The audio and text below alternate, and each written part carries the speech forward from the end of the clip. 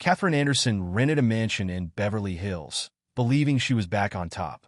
There, she looked down on Rosa, the humble housekeeper, with insults and humiliations. Little did Catherine know that Rosa was keeping a secret that would turn her life upside down. Catherine Anderson, a 40-year-old woman, landed in Beverly Hills with the certainty that she was finally living the American dream. After a tumultuous divorce that left her with nothing, she had decided to start over in style. The mansion she was about to enter was the symbol of her new life, luxurious, spacious, and filled with all the amenities she deemed necessary to feel back on top. The house, located on one of the most exclusive streets in Beverly Hills, was a spectacle in itself. With perfectly manicured gardens, an infinity pool, and interiors decorated with antique furniture, the place exuded wealth and prestige. Catherine had rented the mansion for an exorbitant price, but she believed every penny was worth it to impress her former acquaintances and, who knows, regain the respect she felt she had lost. As soon as she entered the house, her first reaction was one of awe. She walked through the wide corridors, admiring the artworks on the walls and the crystal chandeliers elegantly hanging from the high ceiling. But soon, her attention was diverted to Rosa, the housekeeper who appeared to show her the rooms and explain how the house worked. Rosa was a simple woman, with a humble appearance, modest clothing, and a face marked by hard work. To Catherine, she was nothing more than a worthless servant. With a forced smile, Catherine looked at Rosa with disdain as the housekeeper spoke. Rosa's subtle accent and humble manners only heightened the contempt Catherine felt for her. To Catherine, it was inconceivable that such a simple woman could work in such a grand house. As Rosa showed her the grand hall and the luxurious rooms, Catherine interrupted her with a cutting remark. You know you could take better care of your appearance, right? A woman who works in a house like this should dress accordingly. No one will take you seriously looking like that. Rosa, visibly embarrassed, lowered her eyes and murmured something inaudible, but Catherine was already fed up with her shyness. Completely ignoring the housekeeper, Catherine began to ascend the stairs, leaving Rosa behind, giving no more importance to the woman she considered inferior. In the days that followed, Catherine continued to treat Rosa with disdain, making spiteful comments about her appearance and her position. She saw her only as a servant, someone to give orders to and look down upon. Rosa, always silent and respectful, endured the humiliations without defending herself, which only irritated Catherine further. The housekeeper seemed to have no ambition or dignity, and that bothered Catherine deeply. One morning, while Rosa was preparing breakfast, Catherine entered the kitchen and began to complain about the service. You should make something more elaborate, don't you think? A breakfast this simple in a house like this is unacceptable. You need to understand your place and what is expected of someone who works here. Rosa calmly replied, I'm sorry, Mrs. Anderson. I will prepare something different next time. Catherine rolled her eyes, displeased with the housekeeper's submissive response. You know, Rosa, I shouldn't have to say this, but you really need to learn to take better care of this place. Otherwise, it will be hard for you to keep your job for long. Rosa simply nodded, but Catherine noticed that the woman did not seem shaken by her threats. This irritated her even more, as she expected Rosa to show some kind of fear or submission. But the housekeeper remained serene, as if she already knew something that Catherine was unaware of. That night, as she settled into her luxurious bed, Catherine reflected on her life in the mansion. She thought that everything there belonged to her, including the right to belittle anyone she wanted. Little did she know that Rosa, the woman she deemed so insignificant, held a power that would completely change her perception of the world. Life in the Beverly Hills mansion seemed perfect for Catherine Anderson, but she felt that something was still missing for everything to meet her expectations. The house, with its spacious areas and luxurious decor, was everything she had always wanted, but there was one aspect that deeply bothered her. Rosa, the housekeeper. Shortly after moving in, Catherine began to notice that Rosa's work, while sufficient for most, did not meet the standard of excellence that she demanded from her new life. Small details started to irritate her. Stains on the silverware, the floor that never seemed clean enough, and an organization that, in Catherine's discerning eyes, left much to be desired. Determined to assert her superiority, Catherine began a series of public humiliations against Rosa. Rosa, you need to understand that in such an expensive house, everything should be perfect, Catherine said in a reprimanding tone, right in the first days of her move. My friends are demanding people, and any slip-up here will reflect poorly on me. Rosa, always with her serene calmness, simply nodded, ready to follow the tenant's orders. But Catherine was not satisfied with that. One day, while organizing a lunch for some friends, Catherine decided it was the perfect moment to make a joke at Rosa's expense. The guests, Mark, a successful businessman, and Linda, a socialite from Los Angeles, were seated at the table, enjoying a delicious pasta dish prepared by an outside chef. Rosa, as always, was serving the dishes and taking care of the details quietly. During a pause in the meal, Catherine looked at Rosa and, with a mischievous smile, said, "Do you all realize how lucky we are to have Rosa? She must have gotten this job just by being in the right place at the right time. Of course, not because of competence." The joke was followed by a nervous laugh from Mark and an awkward silence from Linda. Rosa, who was pouring a glass of wine, turned visibly pale but tried to maintain her composure. Catherine, however, saw this as a sign to continue the humiliation. "Rosa," she said with false sympathy, "could you serve the wine to our guests? And please clean those stains on the tablecloth that you seem to have left." The housekeeper, with trembling hands, did as she was ordered, but Catherine noticed a slight tremor in the woman around the table. This only fueled the pleasure she felt in exercising power over someone she considered so inferior. The following days were marked by more humiliations. Catherine made a point of making it clear, in front of friends and guests, that Rosa was a mediocre employee. Whenever something was not exactly as she wanted, Catherine pointed out Rosa's supposed mistake, complaining loudly and ordering the housekeeper to fix the problem immediately. "Rosa, this floor needs to shine like the rest of the house. Can you manage that? Or do you need more time to learn?" Catherine said one time in front of a group of friends visiting the mansion. Everyone noticed the humiliation, and the embarrassment hung in the air, but no one dared to intervene. Rosa, for her part, remained silent, enduring the insults with dignity, although Catherine began to notice that the housekeeper did not react as a submissive person should.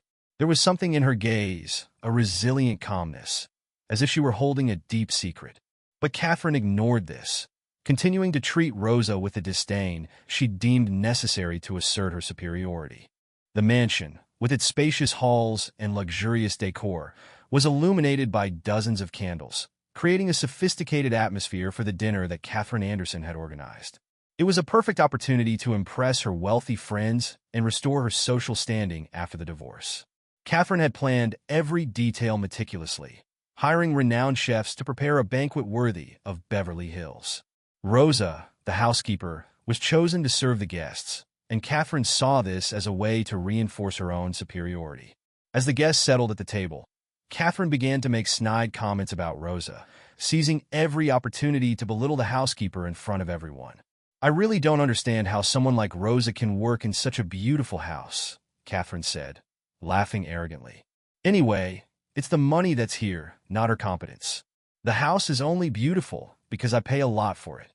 The guests, Mark and Linda, exchanged uncomfortable glances, but Catherine continued, driven by the need to assert herself.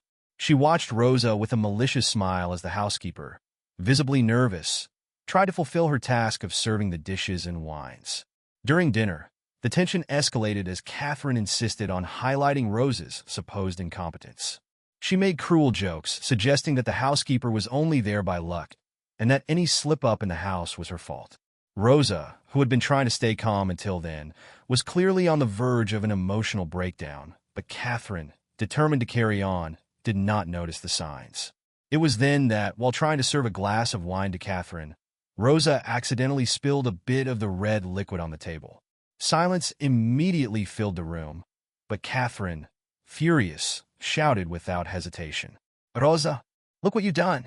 It's unacceptable to spill wine at such an important dinner. How can you be so clumsy?" The humiliation was palpable, and everyone at the table felt the awkwardness of the situation. Rosa, with a flushed face and tear-filled eyes, tried to quickly clean the table, but her hands were shaking. "I'm sorry, ma'am. It was an accident," she murmured, her voice barely audible. Catherine, still angry, ignored the apology and continued with her malicious comments. "I should have chosen someone more competent to take care of this house. You see, friends, this is what happens when you hire someone just out of pity, she said, laughing sarcastically. Rosa, already on the brink of collapse, felt the tears welling up, but she fought to show no weakness. With extreme control, she quietly withdrew from the room, leaving the atmosphere heavy with embarrassment. The guests, who had previously been comfortable in their conversation, now felt guilty for what had just happened. Mark tried to break the ice by saying something about the quality of the food, but the mood had already been irreparably altered. Linda, visibly disturbed, looked at Catherine and commented, "You were a bit harsh on her, don't you think? The poor thing had an accident." Catherine, trying to justify her behavior, said, "She needs to learn that this isn't just any job. If she can't do the work right, she shouldn't be here." But her voice sounded defensive, and she began to realize that her need to humiliate Rosa had created a discomfort greater than she had imagined. Dinner continued, but Catherine felt that the atmosphere had changed. The conversations became superficial, and everyone was aware that something very unpleasant had occurred. She tried to ignore what she had done, but the image of Rosa leaving the room, with a dejected expression and tear-filled eyes, wouldn't leave her mind. After the awkward dinner, the atmosphere in the mansion was thick with tension, but Catherine, still wrapped up in her ego, believed that everything was under control. Rosa, on the other hand, had retreated to the kitchen, visibly shaken and struggling against the emotions that almost overwhelmed her. She quickly stepped away to avoid further humiliation, but Catherine, driven by arrogance and the need to reaffirm her power, decided to follow her. Upon entering the kitchen, Catherine saw Rosa leaning against the counter, her hands trembling slightly as she tried to discreetly dry her eyes. The image of the housekeeper, so simple and submissive, seemed fragile, but Catherine was determined to continue her provocations. "You really don't know your place, do you, Rosa?" Catherine said with a sarcastic smile. "Spilling wine at such an important dinner was your last mistake. If you can't do the job right, maybe you should think about another profession." Rosa, however, did not respond. She turned slowly, and Catherine could see that there was something different in the housekeeper's eyes, a contained fury that was about to explode. Rosa took a deep breath, and instead of submitting once again, she decided to speak. "Mrs. Anderson," Rosa began, her voice firm despite the tremor, "you don't know who you're dealing with." Catherine laughed, thinking the housekeeper was trying to intimidate her. "What are you going to do, Rosa? Scare me with your empty words? You're just a maid. You know that, right?" But Rosa did not back down. "I am not just a housekeeper, Catherine. I am the true owner of this house." Catherine's expression hardened, incredulous. "What are you saying?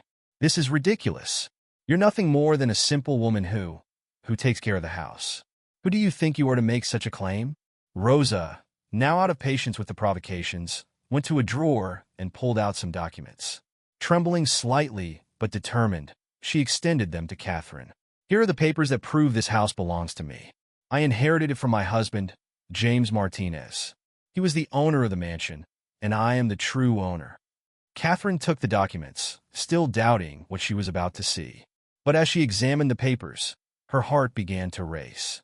The documents were real: purchase contracts, property certificates, and James Martinez's will, a successful businessman who had passed away years before.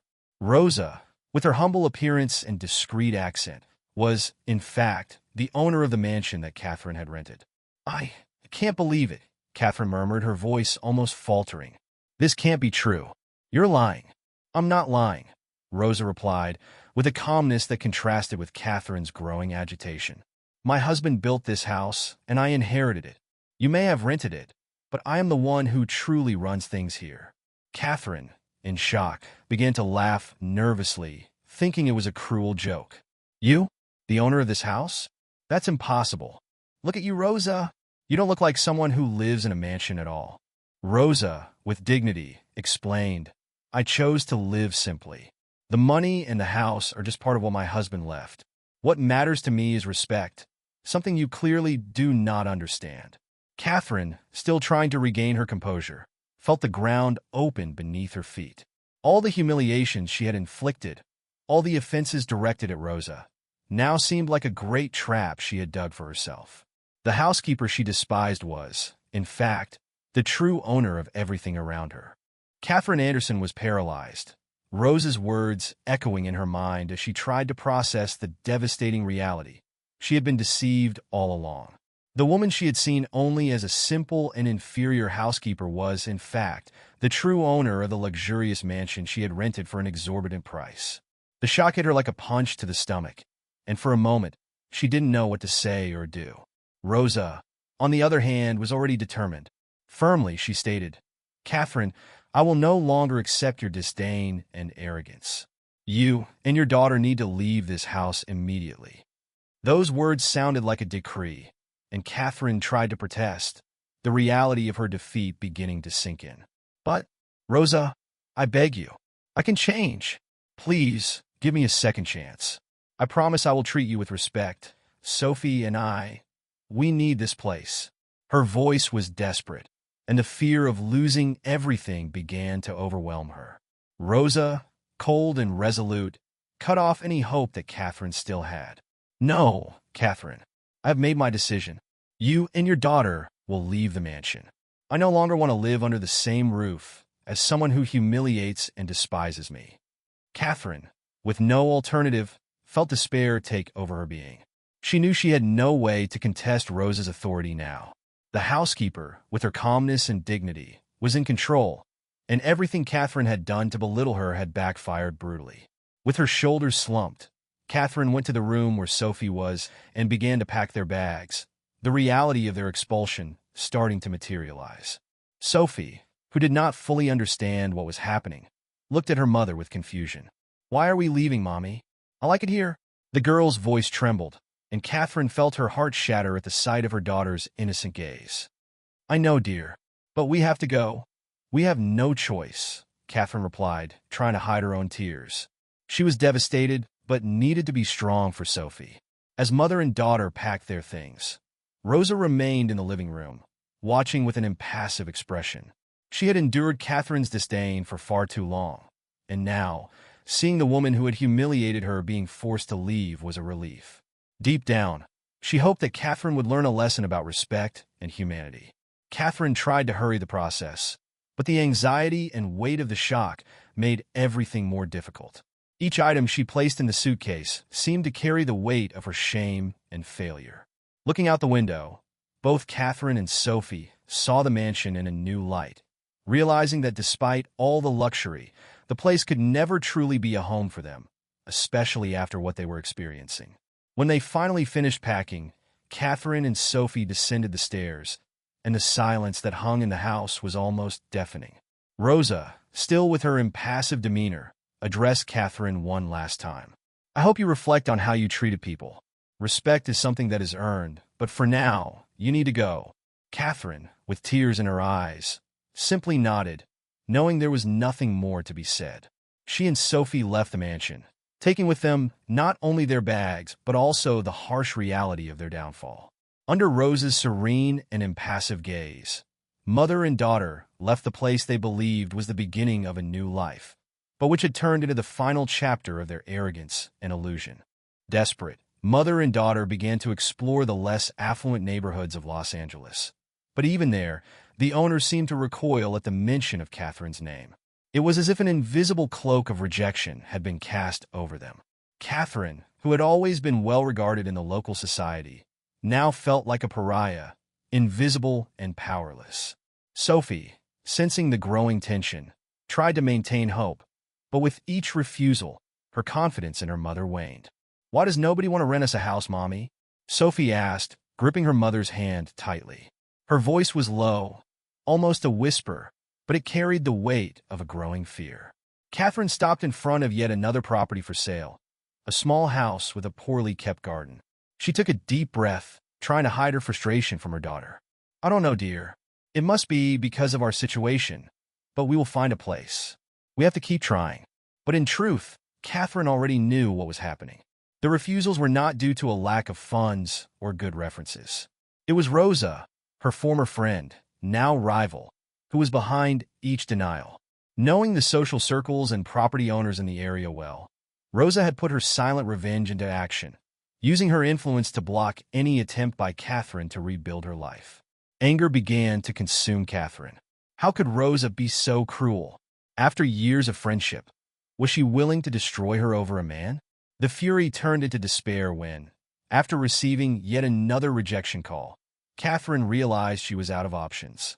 She needed help, and the only person who still had any power over her situation was Rosa. That night, while Sophie slept silently in the dark room of the motel where they were staying, Catherine sat at the table, the dim light of the lamp illuminating her tired face. With trembling hands, she typed a message to Rosa, apologizing and begging for forgiveness. The words came from her heart, sincere and desperate. "Rosa, I made a mistake underestimating you. I'm sorry for everything that happened between us. Please forgive me and help me. Sophie and I are without a place, and we need you." Catherine sent the message, but she knew she probably wouldn't receive a response. Even so, it was her last attempt at reconciliation. A few hours passed, and the silence was deafening. When her phone finally vibrated, Catherine almost jumped out of her chair, but upon opening the reply, her heart sank. "Catherine, you made your choices. Now, face the consequences. I can't and won't help you." Rosa's dry words cut Catherine like a blade. She felt despair taking over her being. Not knowing what to do next, Catherine set her phone aside and put her head in her hands, struggling against the tears that insisted on coming. The last hope had faded, and now, she and Sophie were at the mercy of their own ruin. Catherine and Sophie were on the brink of ruin. After being expelled from the luxurious mansion in Beverly Hills, the two desperately tried to rent another house in the same area, believing they could still maintain some vestige of their former life. However, the harsh reality hit them mercilessly. Each attempt to rent a property resulted in more closed doors, and it soon became clear that no one wanted to rent to a woman whose name brought to mind the disdain she had shown Rosa. With her pride wounded and no alternatives, Catherine found herself forced to accept a drastic drop in status. They ended up in a poor and run-down neighborhood in Los Angeles, where the streets were narrow and dirty, and the constant noise of sirens and arguments was part of the routine. The house they now lived in was small, poorly maintained, and nothing compared to what Catherine considered her standard of living. Each day, there was a painful reminder of her fall. Sophie, who had once lived surrounded by comfort and luxury, now faced the reality of a dangerous neighborhood and schoolmates who treated her with contempt. She tried to be strong, but the sadness in the girl's eyes grew each day, and Catherine, despite all her fury and pride, felt powerless to protect her. Meanwhile, Rosa enjoyed the tranquility and dignity of living in her mansion. After enduring humiliation for so long, she finally saw her home as a place of peace. With her usual simplicity, Rosa continued to care for the property, keeping everything in perfect order. The neighbors, who had once seen Catherine as the prestigious figure of the mansion, now looked at Rosa with new eyes, admiring her calmness and dignity. Catherine, for her part, desperately tried to maintain appearances in front of those who still knew her, but inside, her life was crumbling. The facade began to fall apart as more people around her noticed her decline. Social media, which had once been filled with posts about her luxurious life, was now almost silent, and the few friends she had left began to drift away. Catherine's pride, which had always been her greatest defense, was now becoming an unbearable burden. During sleepless nights, Catherine reflected on what she had done. She finally began to understand that her actions had consequences, and that the disdain she had shown Rosa was now returning to her cruelly. The maid she had humiliated for being inferior was, in fact, a woman of character, someone who had endured without retaliating until the right moment. One night, while looking at the darkness of the rundown neighborhood she now lived in, Catherine had an epiphany. She realized that she could not escape what she had done. Her life, with all its certainties and arrogance, was crumbling because she had built her false superiority on disdain for others. And now, the emptiness of her existence was beginning to be filled with guilt and the acceptance that she needed to change, if there was still time. But at dawn, the weight of her reality still kept her trapped. Catherine and Sophie continued to live amidst the ruins, unsure of what the future held, while Rosa, with serenity, went on with her life, oblivious to the wounded pride of her former tenant. With Catherine out of her life, Rosa Martinez finally felt free to move on. After years of silent work and disappointments, She was ready to do something positive with her inheritance. The mansion, which had once been just a symbol of her struggle, was now becoming the foundation for something greater, a means to give back and help her community. Determined to use part of her fortune constructively, Rosa began investing in social projects. She hired teams to renovate dilapidated schools, improve the living conditions of underprivileged families, and created assistance programs to provide food and basic care to those in need in the neighborhood. Her actions soon caught the attention of the neighbors, who had previously seen only a simple woman taking care of a mansion. Now, they viewed Rosa as a true heroine of her community. Transformations began to occur rapidly. The streets, once dirty and full of problems, came to life with new urbanization projects. The children, who had previously spent their days aimlessly, now had schools in better conditions and extracurricular activities. With every smile of gratitude she received, Rosa felt she was fulfilling not only a promise to herself, but also honoring the memory of her late husband, James. Meanwhile, Catherine Anderson lived with less, and her new reality forced her to reflect deeply on her choices. The pride that had always driven her now seemed a distant memory, and the silence of her humble home was filled with thoughts of regret. She tried to maintain her image in front of the few friends she had left, but her life was visibly crumbling. Sophie, who had once been a cheerful and lively girl, was now also struggling to adapt to the new reality. They faced constant financial difficulties, and the dangerous neighborhood where they lived only worsened the situation. Catherine saw her daughter, sad and silent, and that cut deeper than any humiliation she could suffer. Every day, upon waking, Catherine felt the weight of her arrogance. She began to understand that the true value of people was not in what they owned, but in how they treated others. Her anger towards Rosa, although still present, began to dissipate as Catherine accepted that her own arrogance had been her downfall. She realized that she had underestimated Rosa not only because of her position, but because she thought her weak, when in fact the housekeeper possessed a strength that Catherine had never had. Rosa, in turn, continued happily, surrounded by gratitude.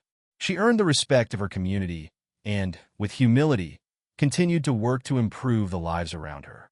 People admired her not only for the help she offered, but for the character and dignity with which she had always lived. In every gesture of love and every act of solidarity, Rosa found peace and satisfaction. If you enjoyed this story, subscribe to the channel and leave a like. These other stories will also move you. Click to continue watching.